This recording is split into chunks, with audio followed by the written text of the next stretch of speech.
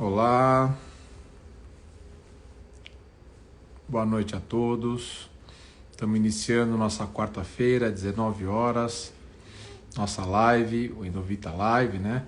Hoje a gente vai falar da parte médica, a gente está intercalando, né? Então a gente tem as quartas-feiras convidado médico, na sequência a gente tem depois na outra quarta, a cada 15 dias, a parte cultural, né? Já tivemos Renato Gosling com a gente, nosso artista plástico, já tivemos o Pampa do vôlei, em breve novidades, hoje mais tarde vamos anunciar, informar sobre o próximo. E vamos hoje ter o convidado, o Dr. Thales Godoy. Então nós vamos falar diretamente sobre a parte de esportes, medicina esportiva, ele é ortopedista, vamos apresentar ele daqui a um pouquinho. Então o nosso instituto, o Instituto para associar agora aqui, já estou liberando o instituto. Daqui a um pouquinho, então o nosso instituto, Olá, doutora Melissa, boa noite, tudo bem? Melissa, Thiago, tudo bem? Tá dando um eco? Acho que tem que desligar o som de um dos dois só, tá? Isso. É só tirar o som de um, mas vocês falam só por um. Em cima tem o microfonezinho, tirar o microfone na telinha de vocês aí. Aí, agora foi. Perfeito. Acho que ainda não.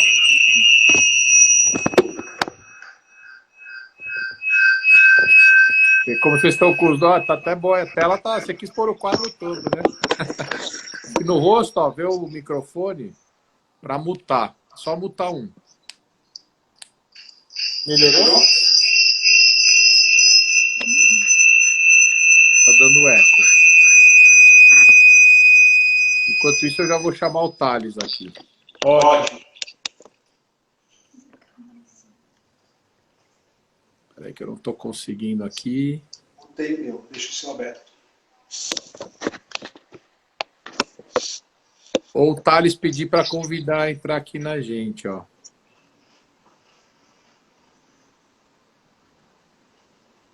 Deixa eu ver, ainda não achei ele. Thiago, Melissa, ainda Endovita, hein? Agora tá ótimo, tá super bom. É isso aí. Agora estamos ouvindo bem. Agora eu só preciso chamar o nosso amigo aqui. Cadê o nosso convidado? Não sei se está muito perto da minha câmera. Tá entrando aí. Boa. Isso aí, Thiagão, movimenta aqui, já vamos chamar ele já. Doutora Melissa, da onde você conheceu o Thales? Qual que é a expertise dele? Claro, doutor, boa noite. Então, Thales é um grande amigo pessoal, um grande profissional.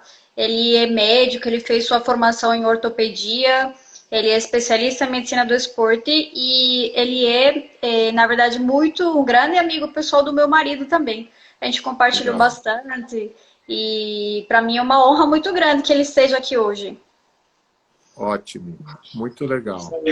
Conheci o Thales outro dia também, um profissional fantástico, aí ele é ortopedista, pós-graduado em medicina do esporte pela Unifesp. Então é um colega bastante ativo aí nas redes sociais. O Instagram dele é @ThalesGodoy, então para quem quiser seguir aí o colega, dá bastante dicas de exercícios físicos, coisas práticas, coisas que a gente consegue fazer aí no dia a dia, né? Eu acho que eu estou vendo aqui, ele está entrando aí, né, Eduardo? Eu estou procurando ele aqui, ainda não vi. Ele tem uma solicitação para você aí? Que às vezes ele está pedindo para Endovita, aí você consegue autorizar, Tiagão. Sim. Ele solicitou para Endovita? Como eu estou no meu, ele solicitou? Aí mandou uma mensagem agora que está solicitando a conexão para você. Vamos ver aqui se ele... Olha, tem uma pergunta lá, procedimento Stretta consegue resolver o problema de refluxo? Vem numa avaliação, o Stretta é um tratamento legal para o refluxo, né? Então é um tratamento de radiofrequência não ablativa. É importante a gente avaliar, através de uma endoscopia e depois uma manometria, o pessoal que está perguntando aqui para a gente, como é que está o tônus da sua musculatura. Então a manometria mostrando uma redução do tônus, a gente consegue ajustar e tratar sem problema nenhum, tá bom? Ó, Lucas Marques aqui. Eu estou só aguardando Ele mandou para mim, Melissa? Conseguiu ou mandou aí para Ele está Endovita? aguardando. Então, a manometria mostrando uma redução em bônus. Mas não está aqui comigo, entendeu? Vê se ele não mandou aí para Endovita a solicitação. Sem problema nenhum. Tá bom? Ó, Lucas Marques aqui. Apareceu aí, doutor? Não, no meu não, entendeu? Precisa ver se ele não está solicitando para Endovita. Ou você aí, Melissa, na Endovita, tem a câmerazinha embaixo. Doutor, ele entrou aqui também. Na live. Agora sim, agora apareceu. Estamos, né? Tudo certo. Ó, tudo certinho.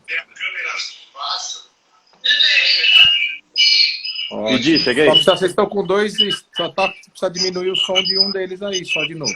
E aí, Thales, tudo bem? Beleza? Tá me ouvindo bem, garoto? Tudo bom, e aí? Certinho? Tudo em ordem. Melissa, o seu tá com, acho que o outro celular ligado junto, então precisa cortar o som, que a gente tá fazendo eco, entendeu? O Greco precisa me aceitar de novo. Eu vou te liberar agora o Thiagão, eu vou colocar o Thiago aqui, ó. Tô te mandando aí, Thiagão, que é pro Thiago poder voltar. Acho que foi igual o meu, eu tava esperando chamar, eu entrei aqui e pedi. É isso daí, ó. Então agora, Melissa ou Thiago precisa mutar um dos dois.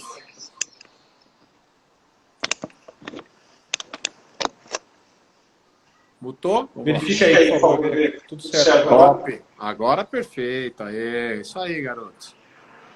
Então, Thiagão, aqui chegou o Thales, nosso amigo. A Melissa fez uma rápida introdução, mestre. Então agora você pode, né? Você quer passar as credenciais do nosso convidado, hein, Thiagão? Hoje é uma live, então, aqui do Instituto Endovita. A gente tem a alegria e o prazer de conversar hoje com o Dr. Thales Godoy.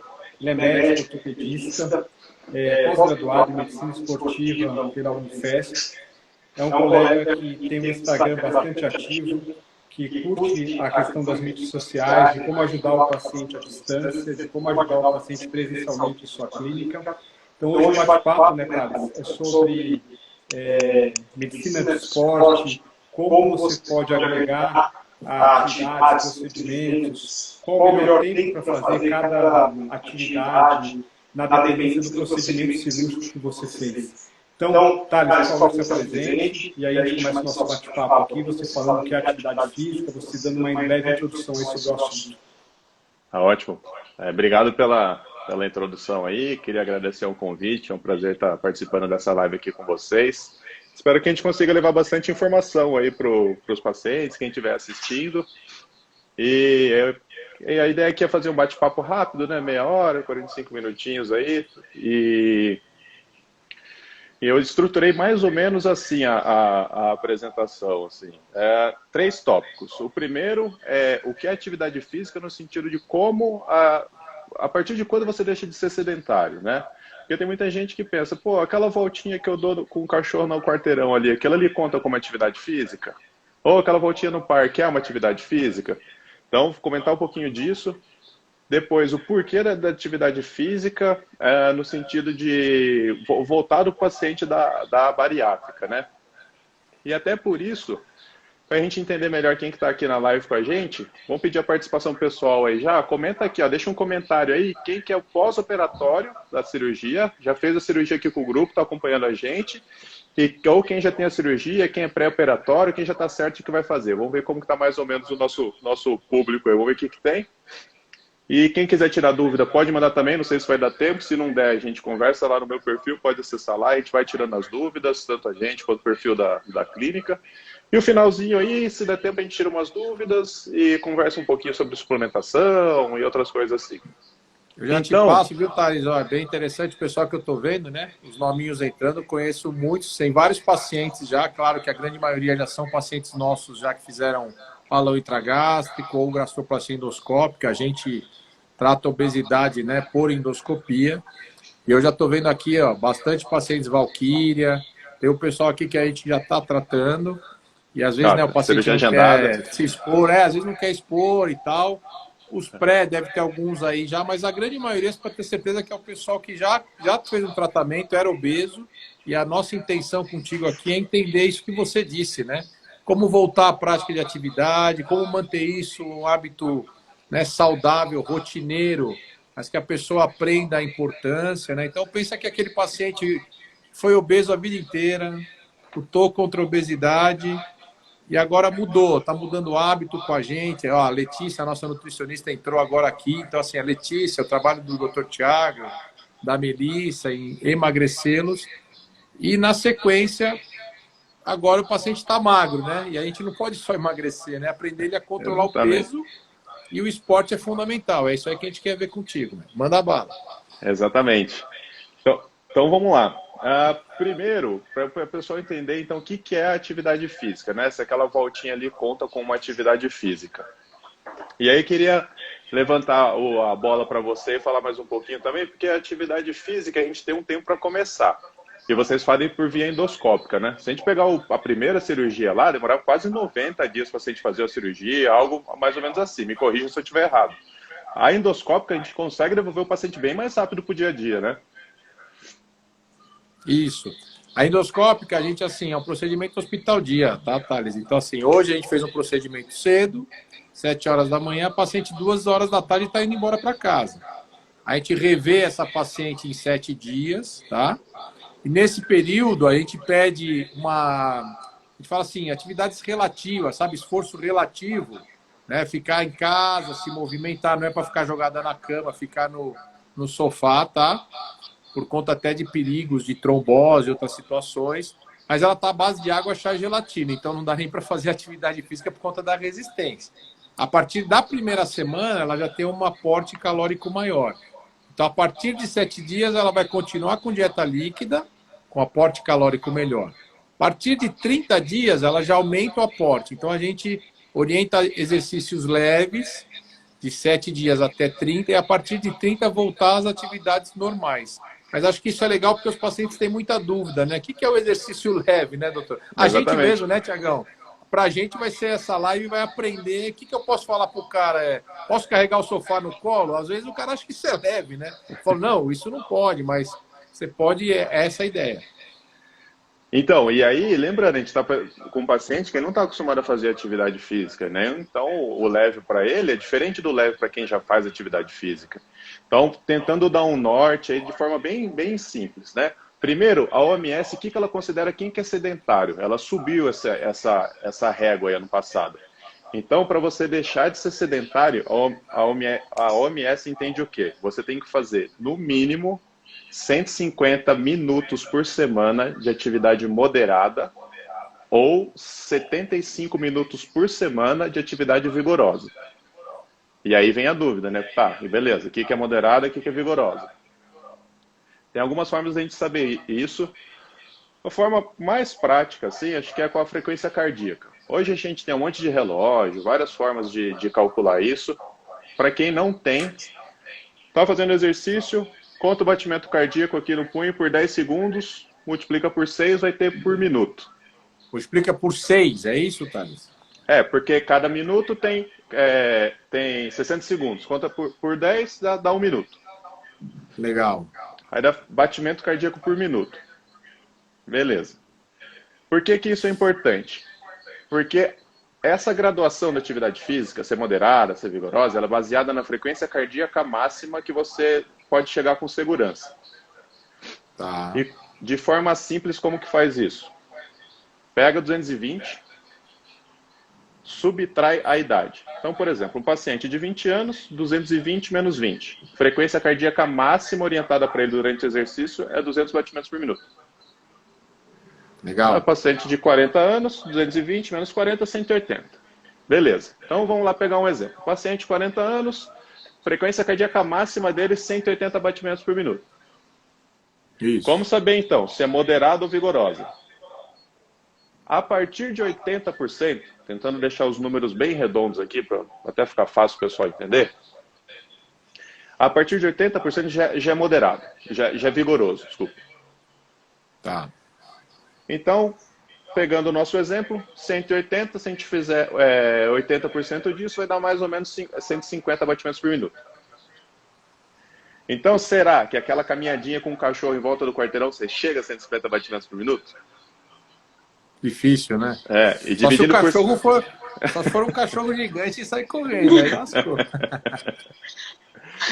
Então, aquela ida no supermercado, né? Aquela coisa que o paciente no começo começa a fazer, teoricamente, ele ainda é considerado paciente sedentário, se a gente for pegar no rigor aí da orientação da OMS, né? Então, a gente tem que ter em mente que é a partir disso. Tá? Então, a gente está falando do mínimo, isso é o mínimo. Então, a atividade física tem que ser a partir disso.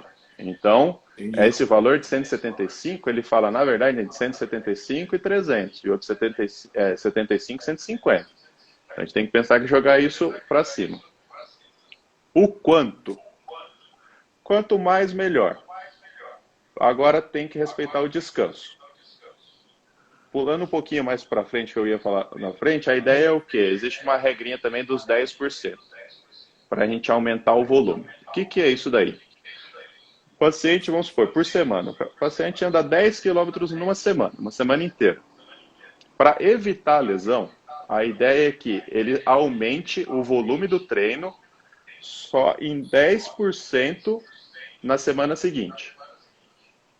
Tá? Entendi. Então seria o quê? Na segunda semana ele vai andar 11 quilômetros. Isso é legal. A gente pode usar, por exemplo, Thales, nosso paciente, né? Uma semana, voltou, passou comigo, passou com o Thiago lá, tá bem, quer liberar uma atividade. Eu falo para ele, olha, você vai sentir a sua resistência, quanto você aguenta caminhar. Então eu já posso orientá-lo. A partir dessa semana agora você sente, doutor, fiquei bem, com 20 minutos de caminhada, fiquei legal.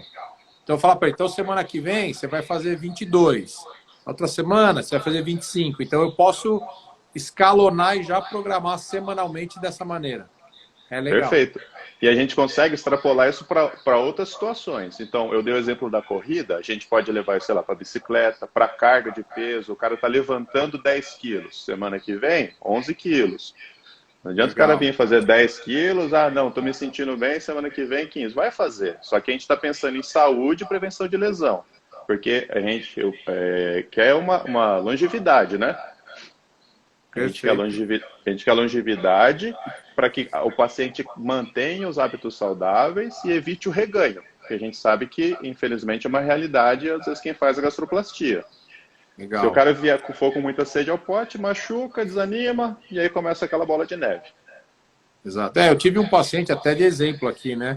Emagreceu 30 dias top, sempre jogou squash, marcou com 30 dias e bateu o squash com um cara que ele treinou a vida inteira, lesão de joelho. Tá aí nos assistindo aqui, eu não vou nem contar quem é, mas tá assistindo. Então, assim, ele sabe, pô, Grecão, emagreci 15 quilos em um mês, tô feliz, achei que eu já podia jogar todo o squash da vida, sem ter conversado com a gente e ver agora uma orientação legal, que é, né, saber escalonar isso. E aqui o pessoal perguntando para você já, eu vou intercalando, o Thiago e a Melissa pode também ajudar. Pilates e hidroginástica. Isso é atividade leve, isso é atividade moderada, podemos fazer com cirurgia? Dá para fazer as duas atividades. A gente consegue melhorar, aumentar a intensidade do treino, variando as variáveis do treino. O que isso significa? Quem faz os pilates, ele sabe que tem as molinhas, tem uma molinha que oferece maior resistência, menor resistência, porque o que é difícil para mim, muitas vezes não é difícil para você. Por isso a gente volta na ideia lá da frequência cardíaca, e tem uma outra escala que fala sobre percepção de esforço, que é a escala de Borg. Na verdade, você tem que perguntar ao paciente, fica meio subjetivo.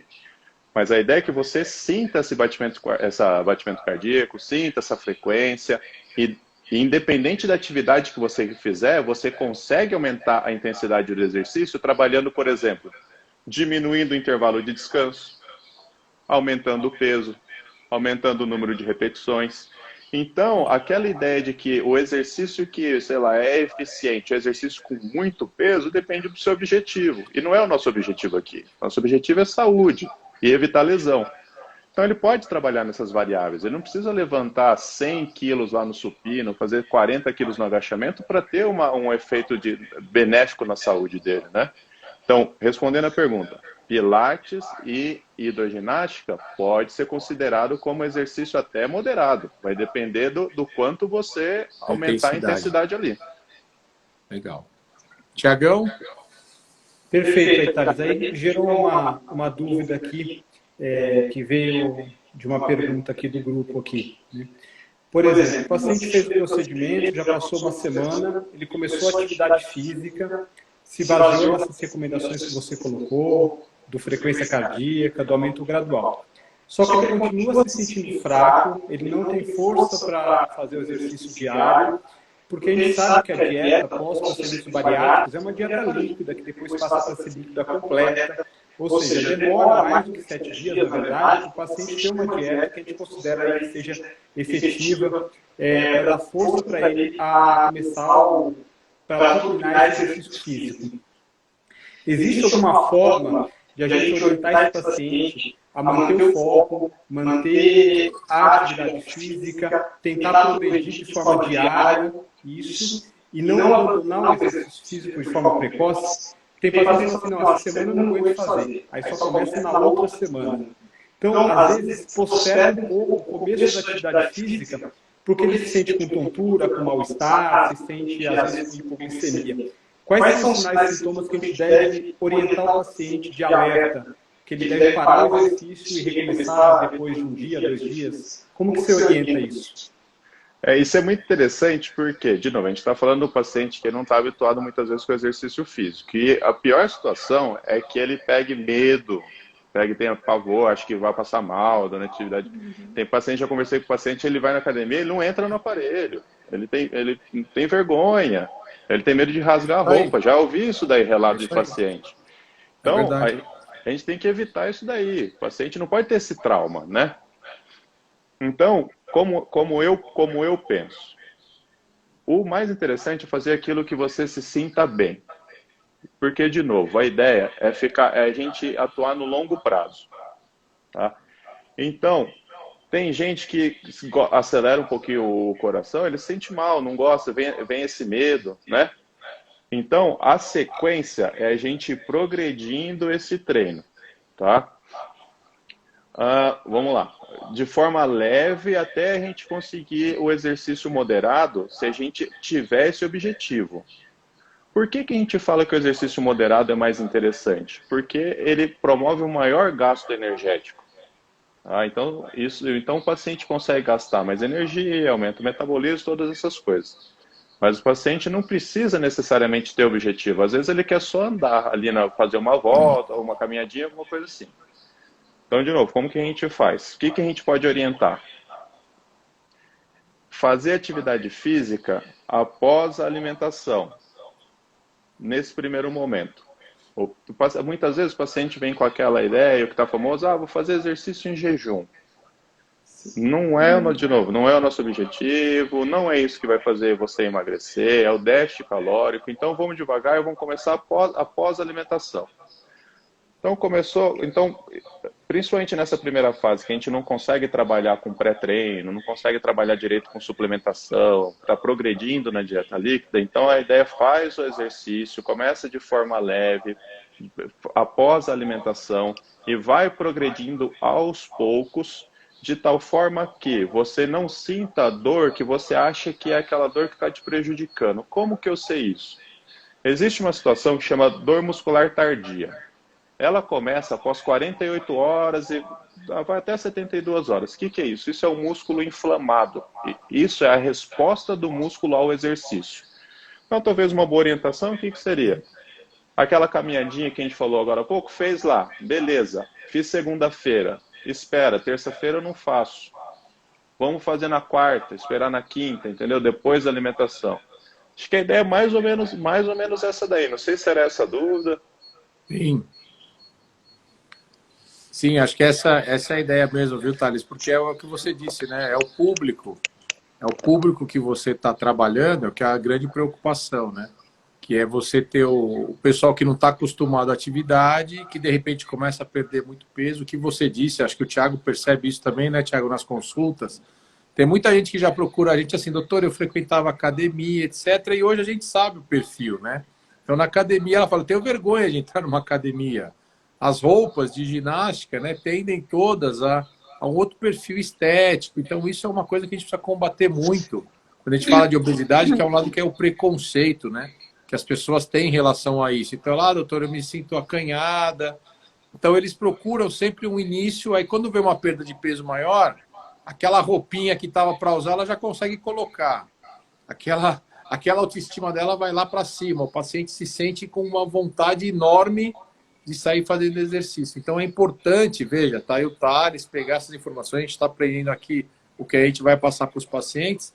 E da mesma forma que esses pacientes buscam ajuda, né, Thales, da parte da obesidade, de tratar a obesidade, é importante hoje também para quem quer fazer exercício que a medicina do esporte não é só para o atleta, o cara acha que é o jogador de futebol, né?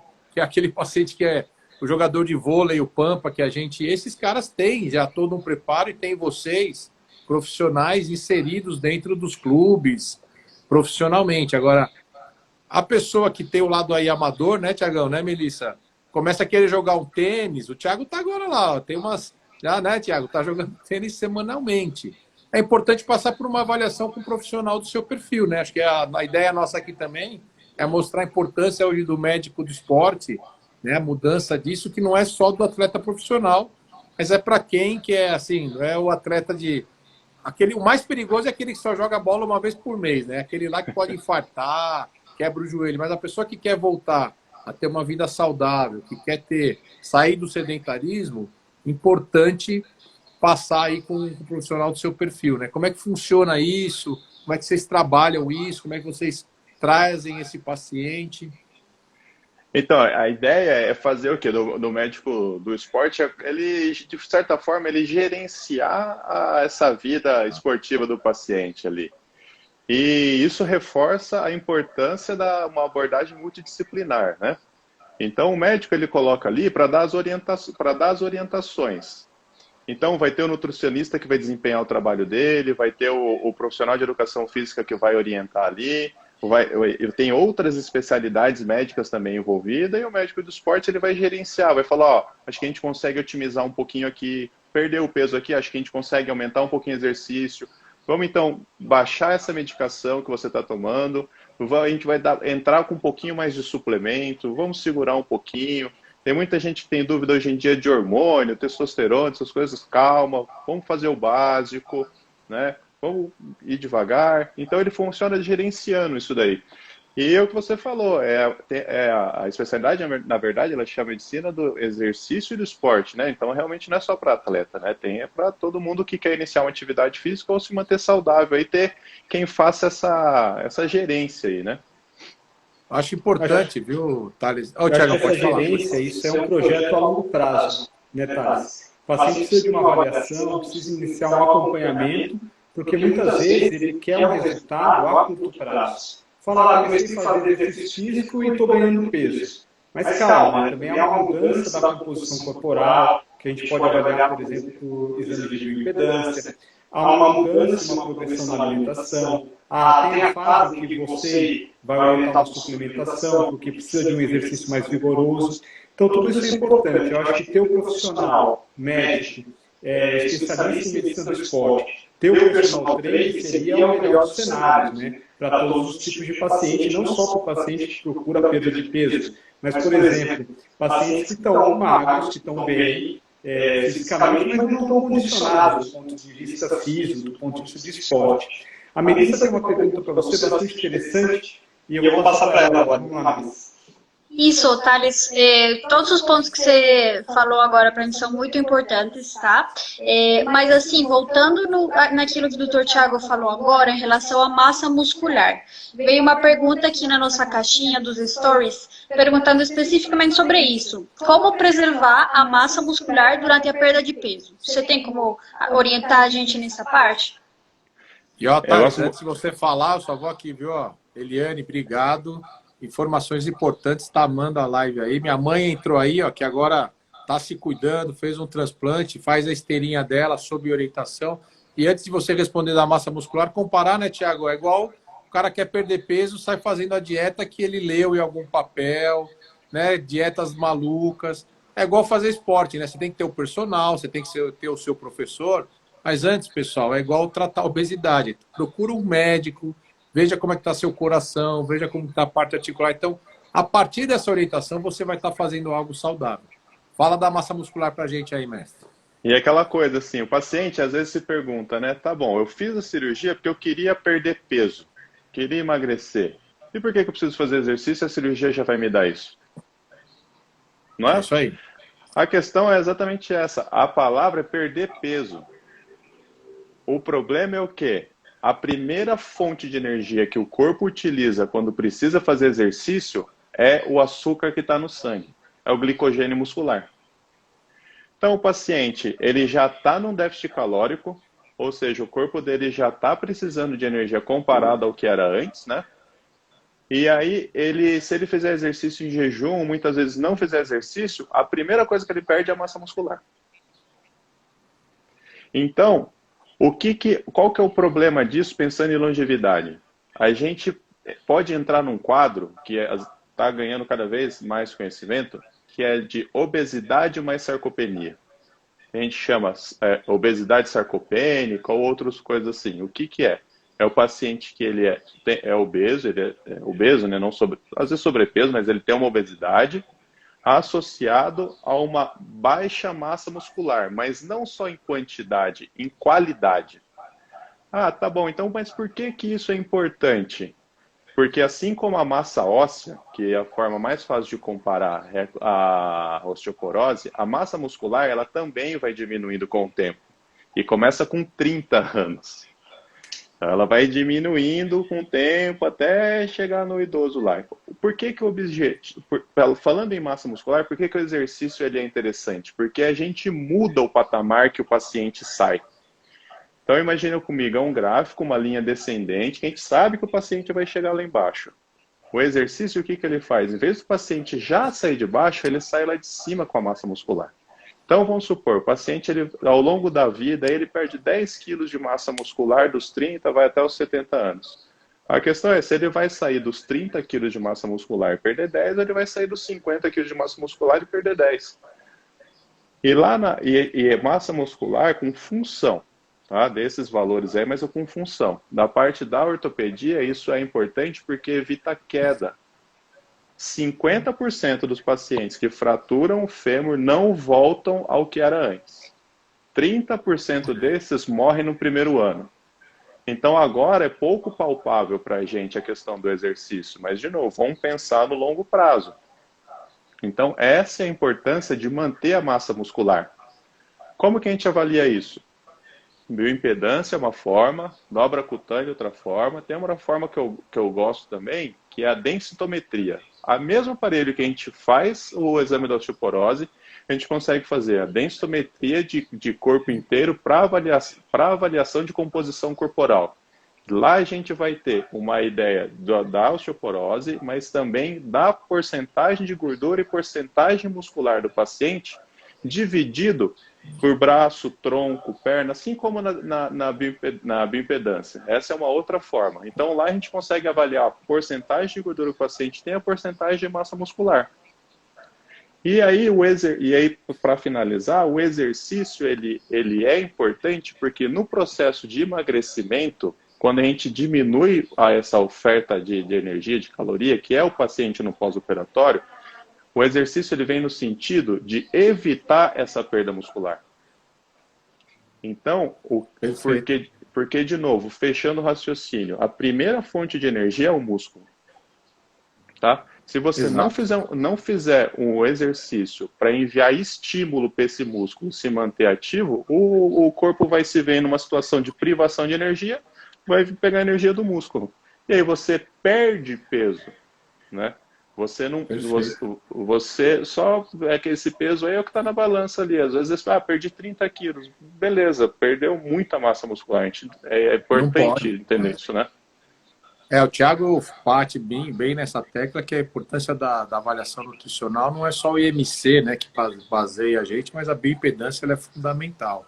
Passando aqui, ó, Bruna. Ó, Thiagão, o pessoal todo elogiando, viu? A Edide, o Maurício, grande amigo, um grande abraço. Estão adorando as informações bem importantes. Você vê, né, Thales, como passa, hein? A live a gente faz um bate-bola, ó. Passou super rápido, né, Tiagão? É bem interessante. Assim, acho que a gente já tem que deixar o Thales preparado para uma próxima. O Thiago vai pôr algumas coisas ainda aí, assim, acho que uns videozinhos, sabe, Thales, para a gente compartilhar, né, Thiago? De como o paciente, um vídeo rápido, com essa conta que você fez no início, né? Como é que o cara sabe da atividade, etc. E de repente fazer uma live, a gente está montando umas coisas mais diferentes aí, porque achei que foi espetacular o bate-papo, o pessoal está adorando. Fala aí, Thiagão. A Melissa tem outra pergunta aqui para fazer, vou deixar ela aproveitar o espaço aqui. A Melissa, ela também trabalha com endoscopia bariátrica, né? Ela é ex-residente nossa lá da Faculdade de Medicina do ABC. Ela tem uma formação excepcional e hoje em dia é nossa assistente, né, Greco? E está nos ajudando muito aí a conduzir todos os pacientes, está agregando várias pessoas especiais como o Thales. Então, Melissa, mais uma pergunta aí do povo aí para o Thales. Muito obrigada, doutor Thiago. Claro que sim. Então, Thales, em toda essa nova rotina dos nossos pacientes, qual horário para treinar? De manhã, à tarde, à noite, faz diferença? Explica um pouquinho aí pra gente. E já emendo aqui, ó, a Raquel posicionou, viu, Thales? O cara faz um exercício, mas depois fica 8, 9, 10 horas sentado. Faz mal ficar o tempo todo nesse sedentarismo e não exercitar? Tá, vou responder primeiro a da Melissa e depois essa daí. Manda bala.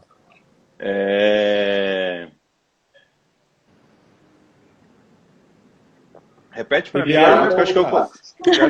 De manhã, de tarde ou de noite? Tem que beber bastante água. Manhã, de tarde aliás, ou de noite, mestre? Aliás, a questão da água é uma coisa que eu até falar já estava esquecendo. Algumas pessoas acham que o suor é uma medida interessante de avaliar o grau de atividade física, né?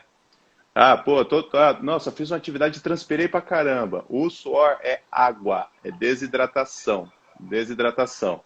A água é de 0,3 a 0,5 ml por litro por quilo. Por isso que eu tô bebendo a minha aqui. Então Muito vamos bem, lá. tá. Aí é o seguinte, qual o melhor horário para fazer? Primeiro que depende de cada um. Tem gente que rende mais de manhã, tem gente que rende mais à noite, tem as dificuldades. A questão de manhã, muitas vezes, a pessoa, se ela não tiver o costume de treinar em jejum, principalmente nessa primeira fase aí que está progredindo a alimentação, ela pode se sentir mal. Tem gente que treina em jejum e não tem problema nenhum. Fazendo só um parênteses. A alimentação, o pré-treino que a gente come ali, que muitas vezes a gente come uma horinha antes da atividade física, não é essa alimentação que vai te dar energia para o exercício. Essa alimentação vai segurar aquele consumo da energia do músculo. A energia para o seu exercício vem de 8 horas, 12 horas antes. Mas então de manhã, pode fazer sim, só tem gente que não se adapta com jejum, ou então tem gente que não consegue fazer essa refeição pré-treino, quer fazer essa refeição pré-treino, o cara precisa acordar muito cedo, prejudica o sono, e aí atrapalha a recuperação muscular, crescimento, essas coisas assim. Então, não necessariamente existe um horário ideal para fazer. Vai meio de cada um. É interessante dar preferência para o exercício de manhã, quem consegue, mas não necessariamente de manhã logo que acorde, em jejum, essas coisas Acho que é importante respeitar o ciclo da pessoa, né? Tem pessoas que são noturnas, tem pessoas que são diurnas, né? Então acho que funciona dessa maneira igual, né? Eu trabalho melhor em tal horário, então programar naquele momento que você tenha, mas programar, né, Thales? Não pode não programar, né? Exatamente. E a outra pergunta era do... Então, a Raquel passou aqui e deixou que assim, a preocupação, a pessoa tenta fazer uma atividade, às vezes consegue fazer 1 hora por dia, talvez, ou 1 hora a cada 2, 3 dias, mas trabalha sentada 8 horas por dia, fica o tempo inteiro sentado. Esse sedentarismo extenso anula o exercício que você fez, você precisa se movimentar, a gente brinca, né? Por exemplo, no consultório, uma dica, o Thiago está aí, a gente vive isso, né? A gente ficar sentado lá, da 1 da tarde às 10 da noite é complicado. Então, assim, a gente levanta da cadeira, abre a porta, vai buscar o paciente, volta, senta, entendeu? Parece uma coisa mínima, mas é uma forma de se exercitar durante o serviço. Porque se eu ficar sentado e mandar a secretária trazer o tempo todo, eu vou ficar 9 horas sentado, entendeu? Essa é uma preocupação. Então, tem gente que confunde esforço com exercício. Às vezes a gente faz um esforço no trabalho, mas não necessariamente é um exercício.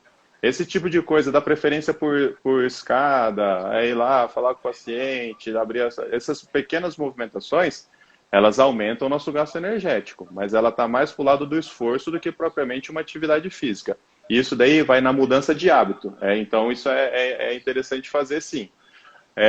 Agora, com relação a ficar muito tempo parado, a gente não dá muita essa orientação, tanto que se for pegar na medicina do trabalho, algumas profissões, algumas coisas, orienta parar, ter o tempo de descanso, se for ver a regra da CLT, tem isso daí. Então, o exercício, ele não chega a anular totalmente esse período de sedentarismo aí, não. Ele faz, ele é bom fazer, e agora o que tem que fazer, o que pode ser feito, então, é aumentar esses estímulos, né? Então, dá preferência por escada, por exemplo, como eu falei, ou então fazer um exercício que, de certa forma, às vezes consegue simular o que você faz ali no trabalho. E aí a gente pode trazer o conceito do treinamento funcional.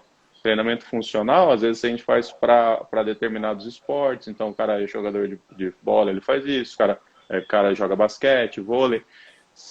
Alguns pacientes que tiveram acesso a isso conseguem explicar e fazer um treino funcional. Não, eu agacho, eu trabalho no estoque de loja, eu agacho, pego o caixa. Então ele vai fazer exercício voltado para isso na academia. Legal. Então, Bem interessante essa ideia. E hoje a gente vê, né, as empresas buscam, né, fazer atividades. A gente vê, por exemplo, levando para o lado infantil, né, a gente pega a criançada na escola, né, tem a aula de educação física, né? Uns amam, os outros não, mas você vê que é uma coisa obrigatória, né?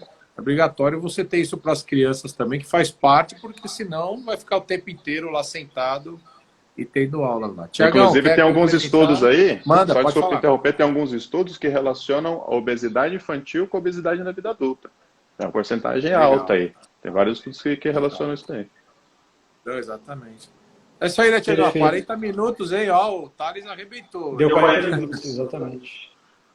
Eu queria agradecer a Thales, a Melissa, ao Eduardo, por mais uma live do Instituto Endovita, né?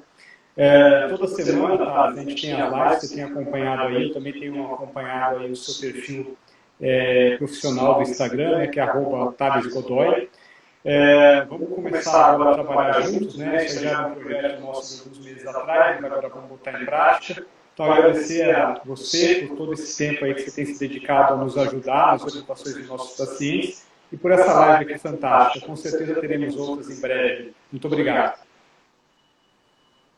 Thales, obrigado. Melissa, obrigado, né? Melissa que trouxe o contato, foi um prazer mesmo.